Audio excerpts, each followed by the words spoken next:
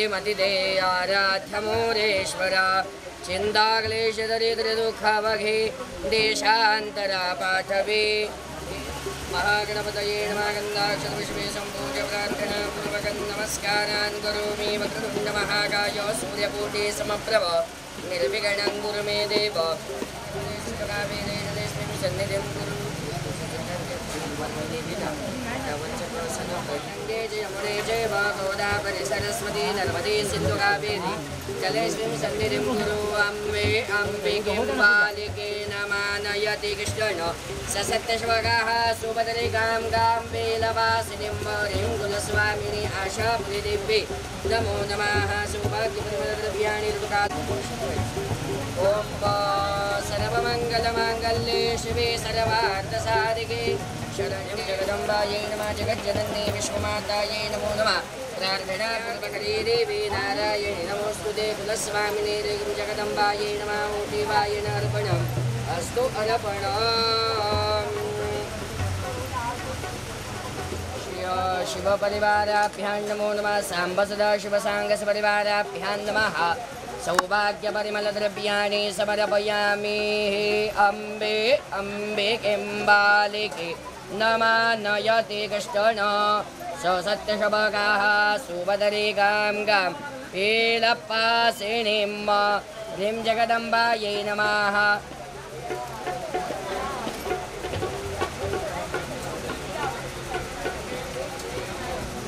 तुलसीदन्तमेव त्वमेव सर्वं मम देवदेव मातृदेवताभ्यो नमः सौभाग्यप्रदद्रव्याणि अर्पयामि नमस्करोमि तुळशीचं पूजन करून घ्या तुमच्या हाताने पाहिजे तुलसी देवे नमो नमः सौभाग्यपरिमलद्रव्याणि ऋतुकालोद्भवपत्रविषयाणि यायचं झालं ना माहिती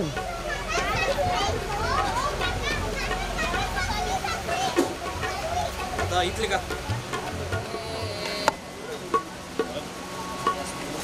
Hare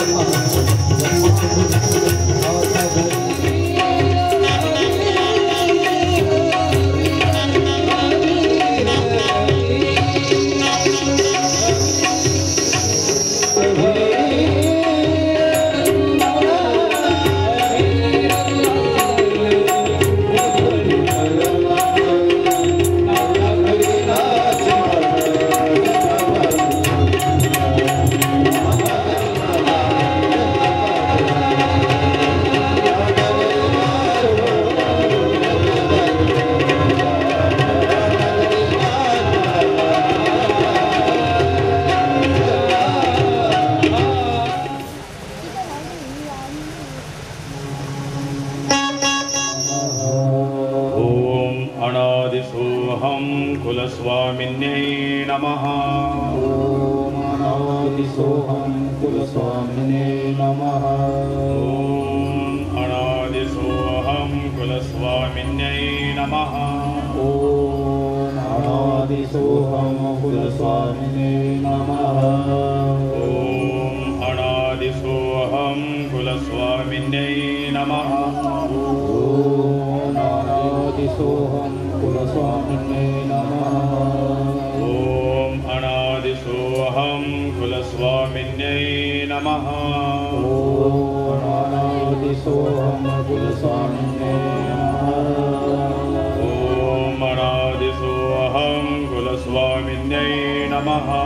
ॐ अनादिसोऽहं कुलस्वामिने नमः। ॐ अनादिसोऽहं कुलस्वामिन्यै नमः। ॐ अनादिसोऽहं कुलस्वामिने नमः। ॐ अनादिसोऽहं कुलस्वामिन्यै नमः। ॐ अनादिसोऽहं कुलस्वामिने नमः। ॐ अनादिसोऽहं कुलस्वामिन्यै नमः। ॐ अनादिसोऽहं कुलस्वामिने नमः। ॐ अनादिसोऽहं कुलस्वामिन्यै नमः। ॐ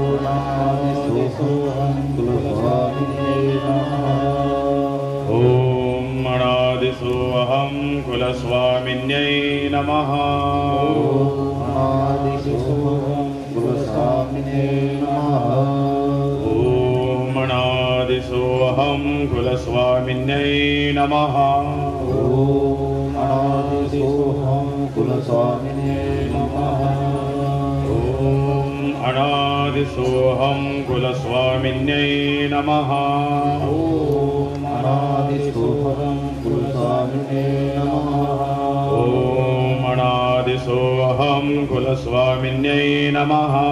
ॐ अनादिसोऽहं कुलस्वामिने नमः। ॐ अनादिसोऽहं कुलस्वामिन्यै नमः। ॐ अनादिसोऽहं कुलस्वामिने नमः। ॐ अनादिसोऽहं कुलस्वामिन्यै नमः। ॐ अनादिसोऽहं कुलस्वामिने नमः।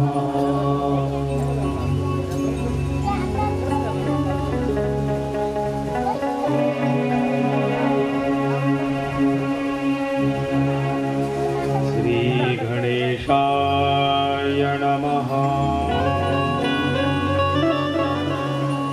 श्रीसरस्वत्यै नमः। श्रीगुरुभ्यो नमः। श्रीमाताः पितुः चरणकमलेभ्यो नमः।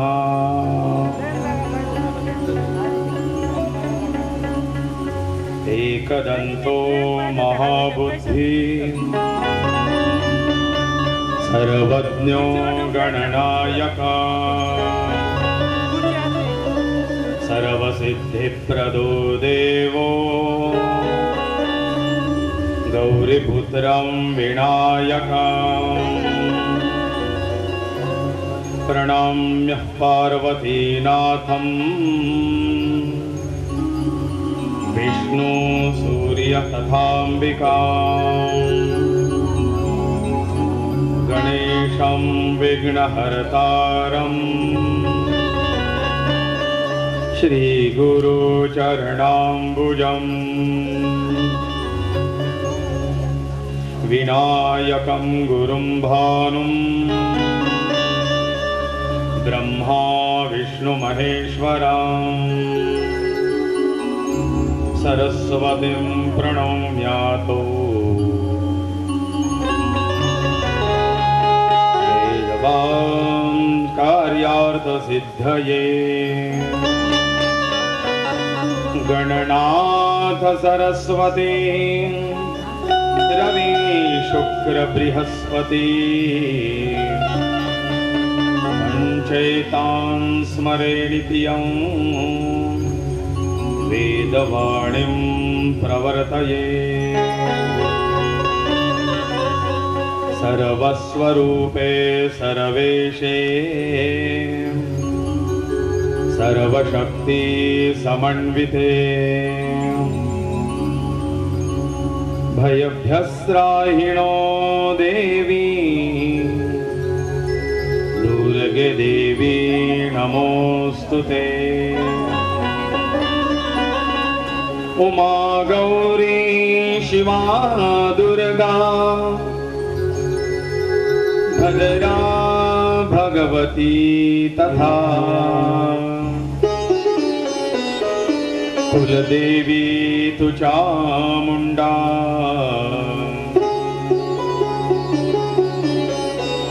रक्षन्तु बालकं सदा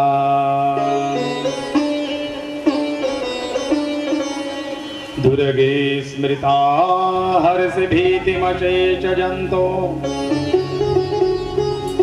स्वस्ति स्मृता मतिमतीव शुभां ददासि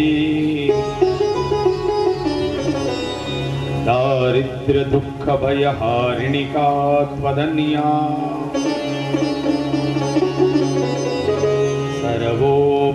सर्वोपकारकरणाय सदार्द्रचित्ता या देवी सर्वभूतेषु बुद्धिरूपेण संस्थिता नमस्तस्यै नमस्तस्यै नमस्तस्यै नमो नमः या देवी सर्वभूतेषु लक्ष्मीरूपेण संस्थिता नमस्तस्यै नमस्तस्यै नमस्तस्यै नमो नमः या देवी सर्वभूतेषु शक्तिरूपेण संस्थिता नमस्तस्यै नमस्तस्यै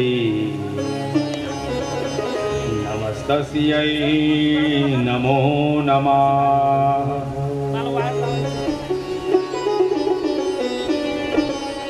नमोस्तुते व्यास विशाल बुद्धे फुल्लारविन्दायत पत्र नेत्र मनोजीवं मारुततुल्यवेगम् जितेन्द्रियं बुद्धिमतां वरिष्ठम् वातात्मजं वानरयूतमुख्यम् श्रीरामदूतं शरणं प्रपद्ये वचन ऐका कमळापती माझे रंकाचे विनंती करजोडितो कथे काळी आपण असावे जवळी शंकरं शंकराचार्यं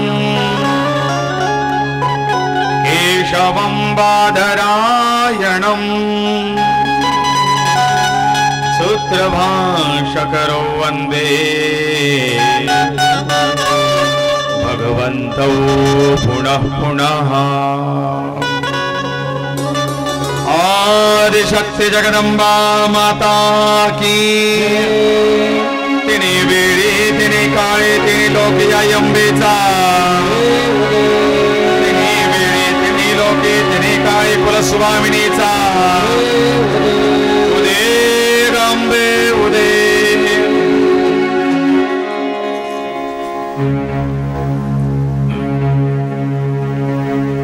प्रस्तुत स्वर्गवासी सौ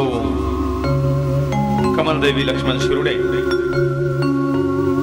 यांच्या चतुर्थ पुण्यस्मृती निमित्ताने आयोजित हे श्रीमद्देवी भागवत कथा आणि श्रीमद्देवी भागवत कथेतलं तिसरं दिनपुष्प गुंफण्याकरता आपण सज्ज आहोत. 2 दिवसाची पुष्पमाला भगवती आई जगदंबेच्या चरणी समर्पित करून सुंदर अशा आजच्या तिसऱ्या दिवसाच्या कथानकाला आरंभ होत आहे. जगदंबा आदिशक्ती, आदिमाया, योगमाया ही वैष्णवी शक्ती, ही शांकरी शक्ती, ही ब्राह्मी शक्ती. वैष्णवी शक्ती विष्णूंपासून वेगळी नाही. कालच्या कथा भागामध्ये आपण बघितलंय महाविष्णूंच्या सहाय्यार्थ आदिशक्ती जगदंबा वेळोवेळी प्रगट होऊन देवादिकांना सहाय्य करत असते.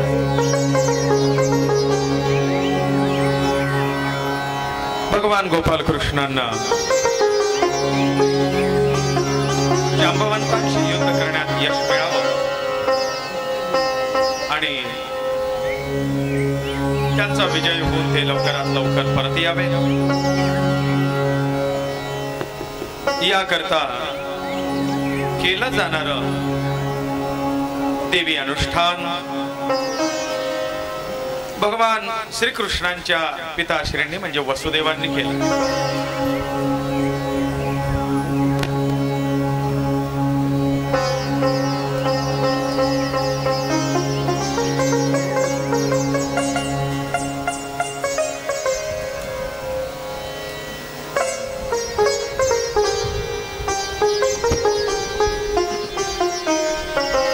वसुदेव आपले कुलपुरोहित गर्गाचार्य यांच्या हातून देवी अनुष्ठान परिपूर्ण करून घेतात आणि भगवती आदिमाया जगदंबा जगज्जननीच्या कृपाशीर्वादाने भगवान गोपाल कृष्णांना विजय प्राप्त होऊन ते लवकरात लवकर 9व्या दिवशी परत येतात. पूर्ण होते यज्ञाचा 9वा दिवस, बरं युद्धाचे 27 दिवस होते. जांबवंतांचं आणि भगवान गोपाल कृष्णाचं युद्ध किती दिवस चाललं हे आपण काल ऐकलं. 27 दिवसाचं युद्ध होतं आणि इकडे यज्ञाच्या अनुष्ठानाचा 9वा दिवस आणि 9म दिवशी पूर्णाहुतीला भगवान गोपाल कृष्ण परत आलेत.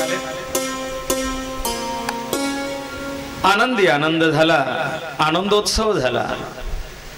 हा सगळा भाग आपण काल कथेमध्ये ऐकलाय.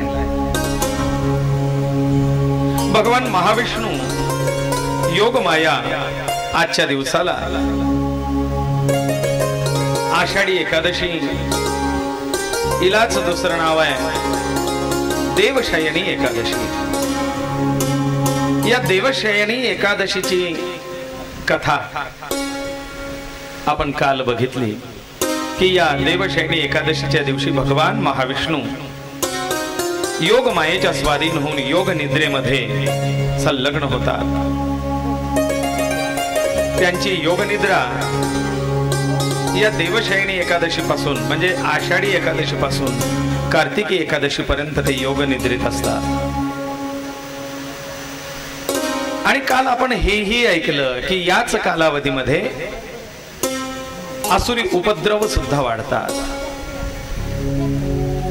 म्हणून त्या आसुरी उपद्रवांचा त्रास सज्जनांना भगवत भक्तांना होऊ नये याकरता या 4 महिन्यामध्ये जास्तीत जास्त धार्मिक आणि आध्यात्मिक वातावरण ठेवायचं असतं.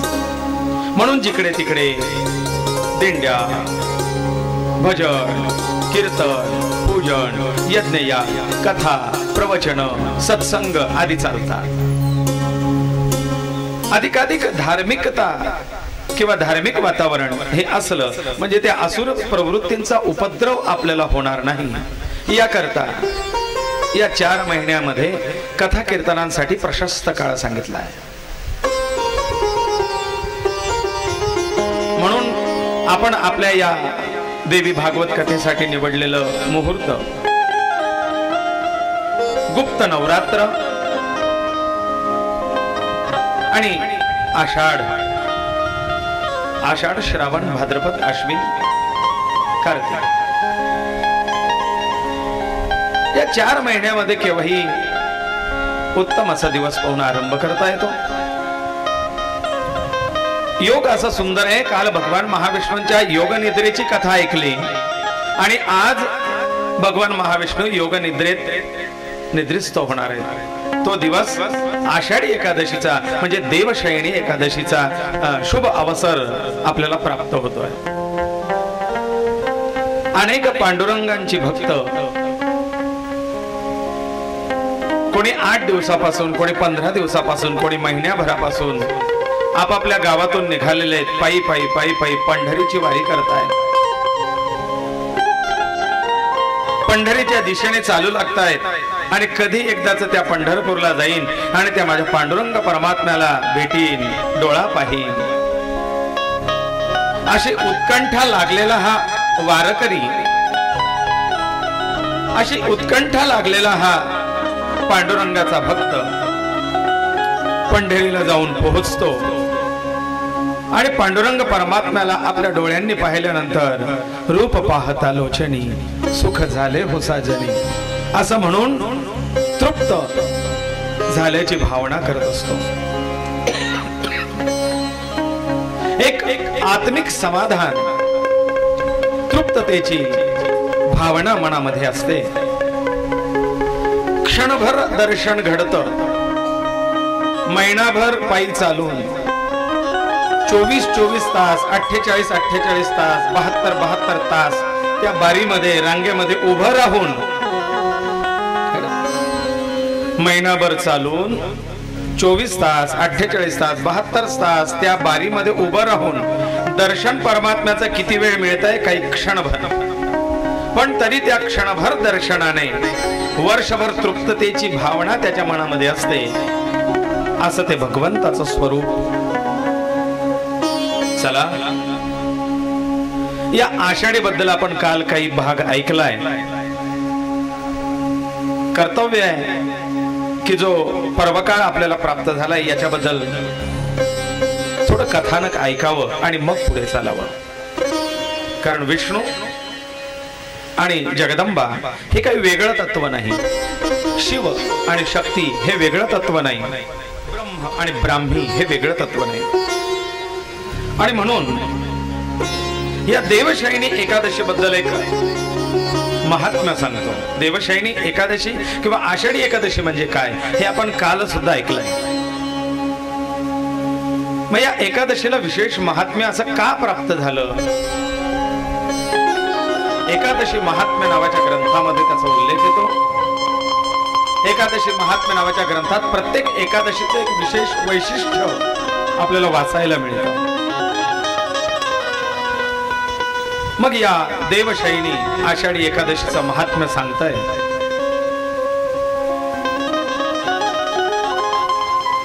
एकदा मागच्या कथानकामध्ये आपण ऐकलेलं आहे, भागवत कथेत आपण ऐकलेलं आहे की राजा बलीचं आणि भगवान महाविष्णूचा एक सुंदर प्रसंग भागवतात येतो।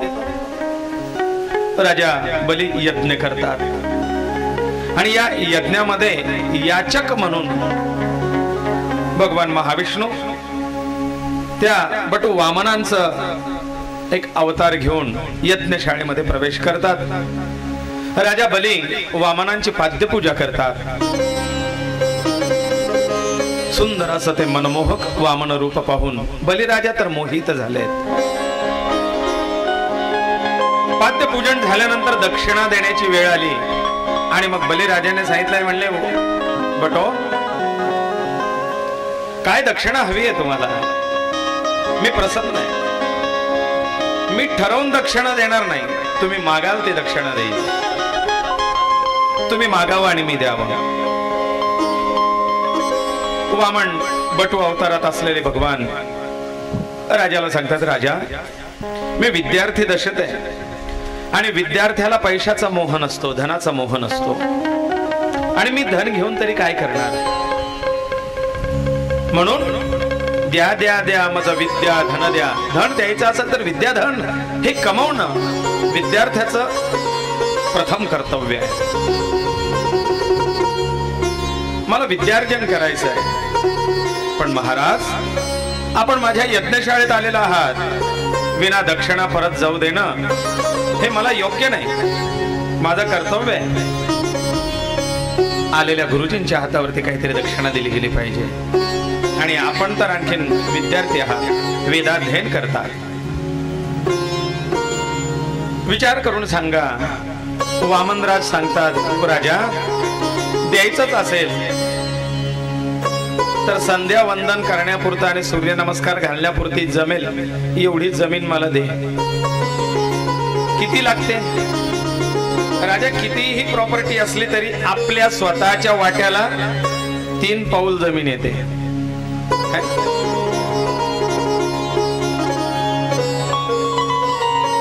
2 गज जमीन के अंदर येणार तरी किती? 3 पाऊल भूमी प्रत्येकाच्या वाट्याला येते. त्याच्यातच सगळ्या 3 पावलात खेळ आटपत असतो. हा सगळा 3 चरणाचा खेळ आहे राजा. सकाळ दुपार संध्याकाळ, भूतकाळ वर्तमान काळ भविष्य काळ, बाल्य यौवन वार्धक्य अवस्था, सत्वरज तम, सत्वगुण रजगुण तमगुण, हा सगळ्यात 3चा खेळ आहे. आणि म्हणून मनुष्याला सरते शेवटी सगळ्यात शेवटी सुद्धा 3 पाऊल जमीन पुरेशी असते. म्हणून तेवढी हक्काची जमीन मला दे. कसं आहे, बरेच जे धनिक असतात त्या धनिकांना असं वाटतं, मी पंढरपूरला गेल्यानंतर मला रात्री राहण्याकरता माझी हक्काची खोली असावी, मी गेल्यानंतर मला लगेच माझी खोली मिळावी. याकरता मग काय, आम्ही पंढरपूरला घर घेऊन टाकलं, किंवा मग अमुक अमुक असा आश्रम चाललाय, त्या आश्रमामध्ये एका खोलीचं योगदान मी देऊन टाकलं. माझ्या नावाची माझ्या हक्काची खोली आहे. मी जेव्हाही जाईल तेव्हा फोन केला की ती खोली मला रिकामी. तीर्थक्षेत्रावरती गेल्यानंतर मला माझं स्थान मिळावं, असं बलिराजांना वामन म्हणतात. देवा, तुझं राज्य हे एक पुण्यवंत राजाचं राज्य आहे. तो जरी असुर कुळात जन्मलेला असला तरी यज्ञ याग दान धर्म पूजा अर्चा विष्णू भक्ती ही तुझ्या राज्यामध्ये भरपूर चालते. आणि म्हणून मला असं वाटतं की मला माझं हक्काचं स्थान तुझ्या राज्यात पाहिजे. मग फक्त 3 पाऊल जमीन. राजा म्हणतात, देवा तुम्हाला मागता येत नाहीये, अजून लहान आहात. राजा प्रसन्न झाल्यानंतर काय मागावं हे कळायला पाहिजे. घरी जा, तुमच्या माता पित्यांना विचारा काय हवंय. काहीतरी घर मागा, लग्न करून मागा, धन द्रव्य संपत्ती मागा, राज्य मागा, मी राज्य द्यायला तयार आहे. काहीतरी चांगलं मागा. ते म्हणतात, नाही राजा, कोणाचं पुरलं? तुझं जे राज्य आहे हे सुद्धा तुझं नव्हतं, दुसरीकडून तुझ्याकडे आलंय, उद्या तुझंही राहणार नाही. त्या राज्याचं मी घेऊन काय करणार? फक्त 3 पाऊल. बलिराजा सज्ज झाला, संकल्प दिला गेला. शुक्राचार्य आडवे येतात. आडाला म्हणून थोडी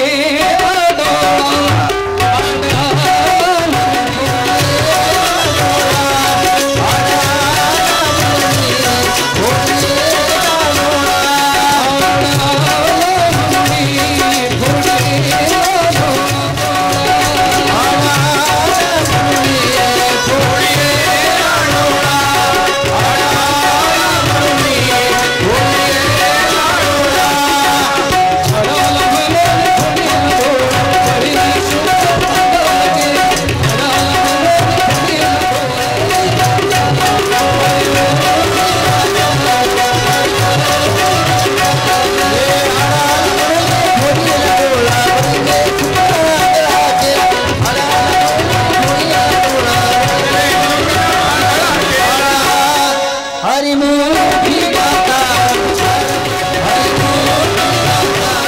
बळीने आंधळा केला. ते दर्भाचे काडे घातले झारीच्या तोंड्यामध्ये. शुक्राचार्यांचा डोळा फुटला. तुका म्हणे सत्य कर्मा भावे साह्य घातलिया भय नरका जाय. पुण्य कर्मामध्ये सहाय्य करावं, पुण्य कर्माला सहकार्य करावं.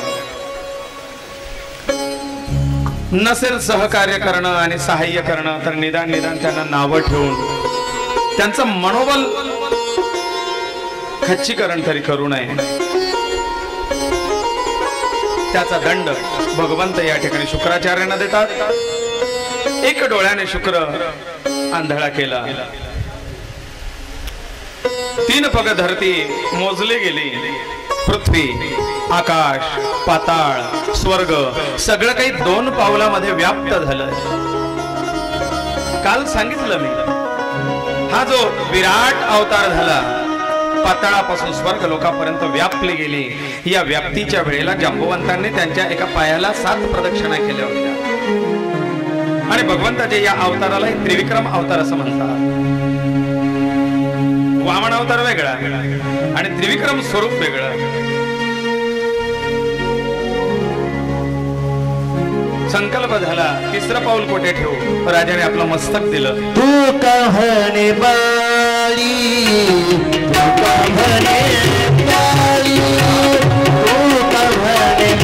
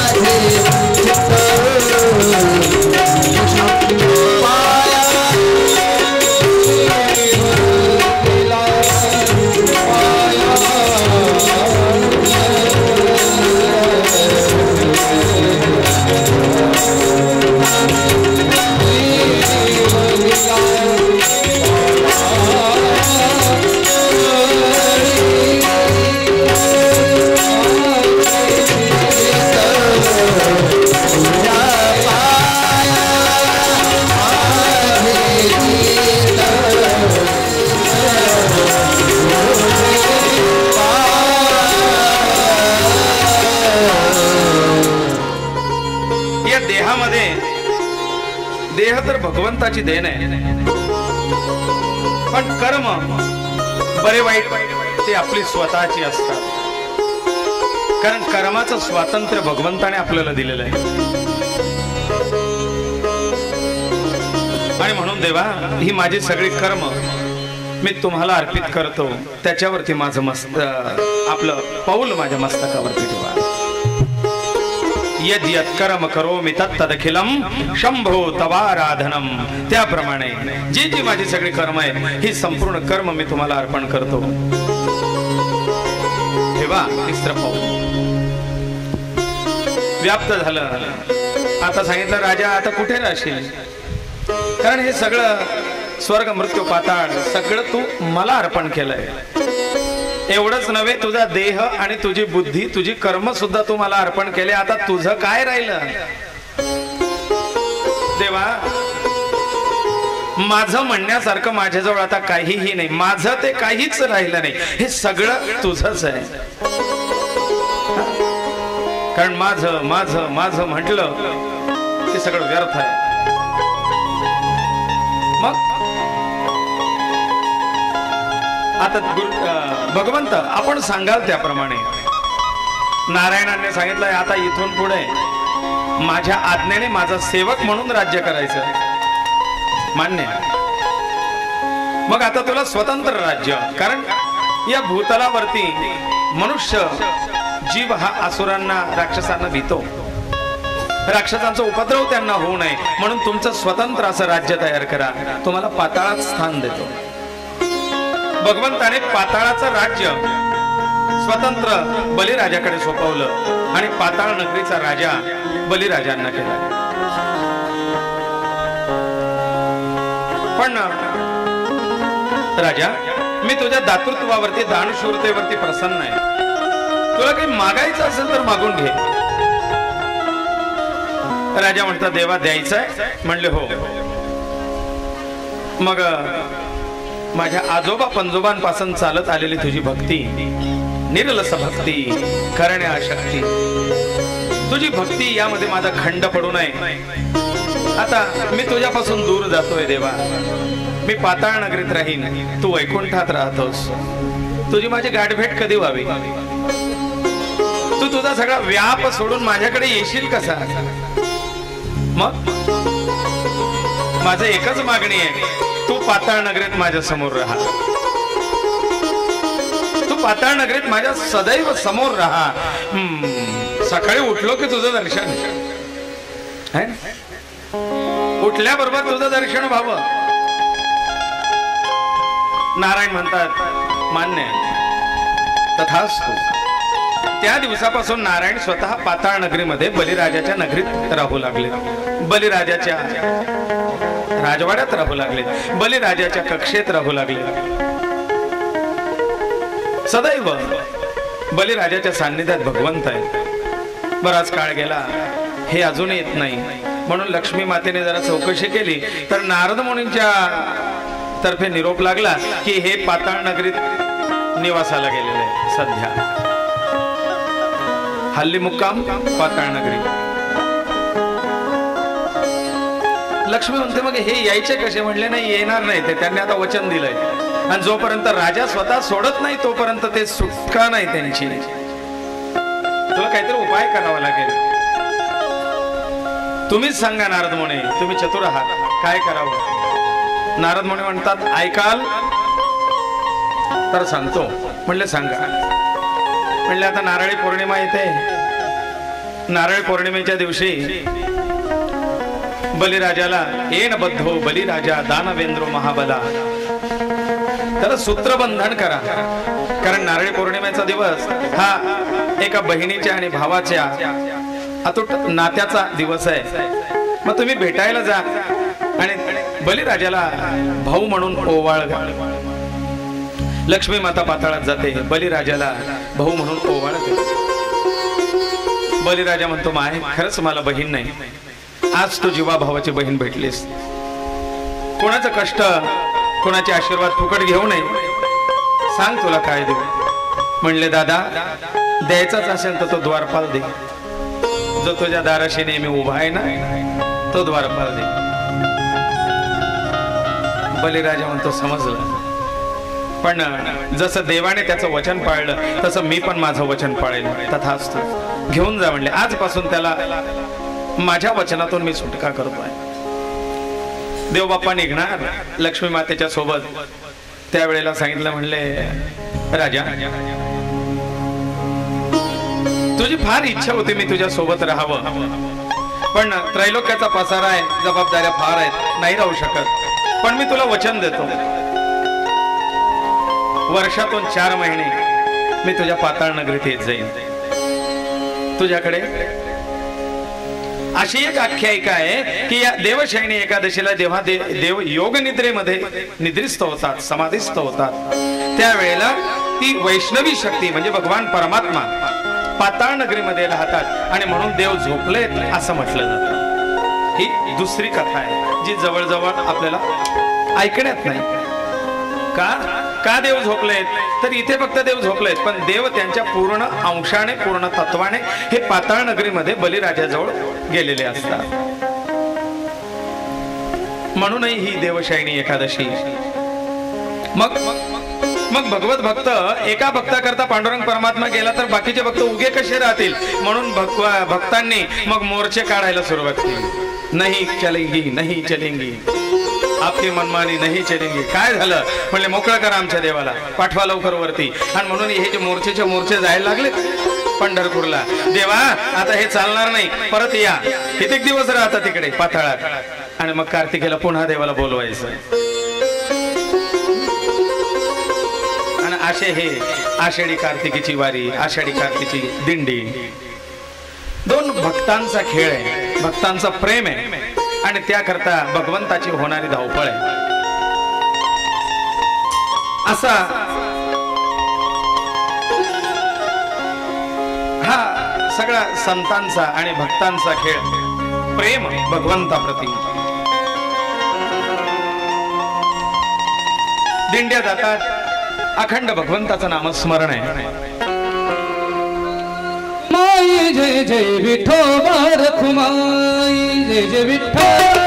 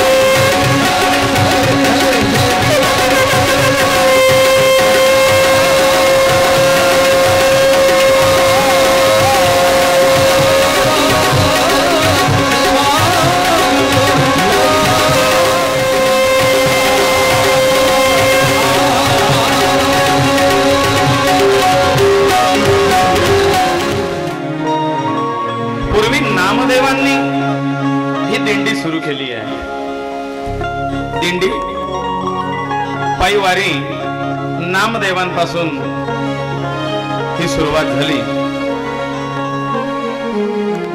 आणि आता थवेच्या थवे मांदियाळी संतांची ही पंढरीच्या दिशेने दिवसेंदिवस जाते.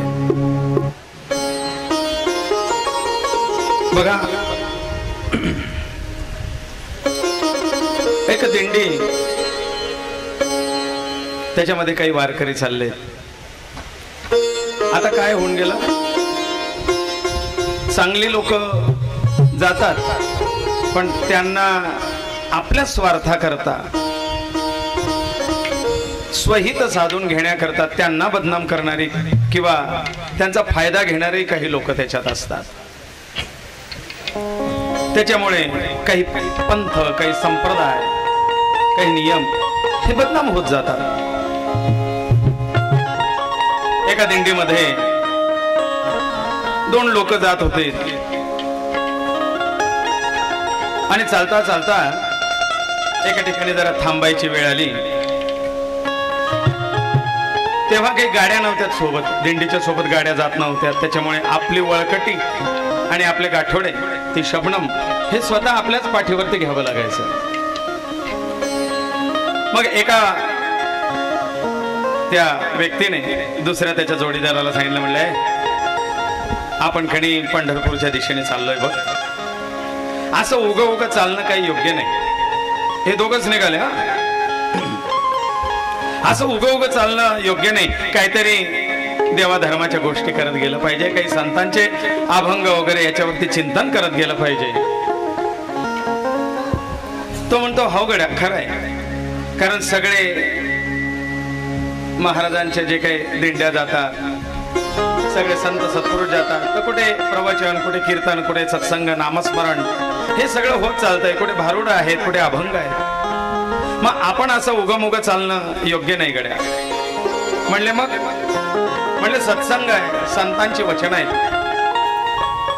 बरं असं कर, म्हणले थांब थोडा वेळ करता माझं ओझ तू घे. हे माझी वळकटी आणि माझं गाठोडं तू धर. तो म्हणतो का रे बाबा? अरे म्हणले तुला आता तर आपला विषय झाला ना साधू संतांच्या काहीतरी चांगल्या वचनांचं. म्हणले तू का म्हणे माझे तुम्हा संतावरी ओझे. मग संतांनी ओझे व्हायचे असतात म्हणे, त्याच्यामुळे तू माझं ओझ. हा, तुला अभंग माहिती नाही का? तो म्हणतो माहिती आहे गड्या. म्हणले मग ओझ धर. हा म्हणतो वारीच्या नावाखाली, दिंडीच्या नावाखाली, पांडुरंगाच्या नावाखाली तू तुझा फायदा. अरे तुकाराम महाराजांनी कशा करता सांगितलं आणि तू म्हणले बरं ठीक आहे. तो म्हणतो मी पण तुला ठकाश ठक आहे. म्हणले काही हरकत नाही, थांब तुझी खोड मोडतो. याने ओझ तर घेतलं, पुढे चालू लागला. चालता चालता चालता थोडा दमला. याच्या वळकटीत लाडवांचा डबा होता, हे याने पाहिलेलं होतं. याने ती त्याची पिशवी लाडूची अशी पुढे घेतली, डबा उघडला आणि ते लाडू खायला सुरुवात केली. भूक लाग, आता ओझ उचलायचं म्हणजे भूक लागणार. रिकाम्या चालणाऱ्याच्या लक्षात आलं की आपल्या पिशवीतून हा लाडू काढून खातोय. म्हणले अहो काय करता? म्हणले महाराज माझ्या पिशवीतले लाडू खाताय तुम्ही, असं बोलू नये. म्हणले का नाही? म्हणले तुम्ही आता तुकाराम महाराजांचं वचन आहे सांगितलं, महाराजांनी म्हटलं नाही का तुका म्हणे उगे राहावे, जे जे होईल ते पाहावे.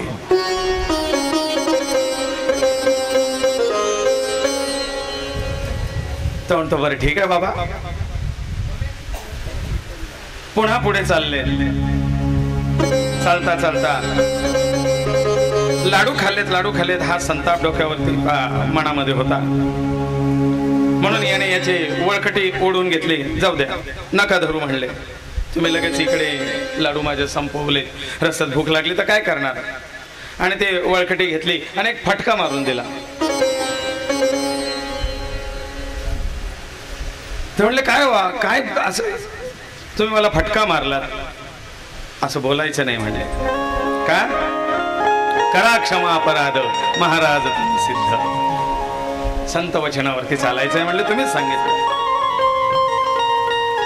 संतांचा, संप्रदायाचा, आपल्या परंपरेचा स्वतःच्या स्वार्थाकरता कसा फायदा करून घ्यावा असेही काही लोक या सहभागी होतात. म्हणून चांगल्या संतांकडे पाहण्याचा दृष्टिकोन लोकांचा बदलत चालला. का? अशा काही लोकांमुळे. आजच आमचा सकाळी विषय याच सत्संगावरती चालला. पण संतांच्या वचनाचा स्वतःच्या हिताकरता योग्य त्या पद्धती. एक म्हण नाही का, मनुष्य स्वतःच्या चुकांवरती उत्तम वकील आणि दुसऱ्याच्या चुकांवरती उत्तम न्यायाधीश होत असतो.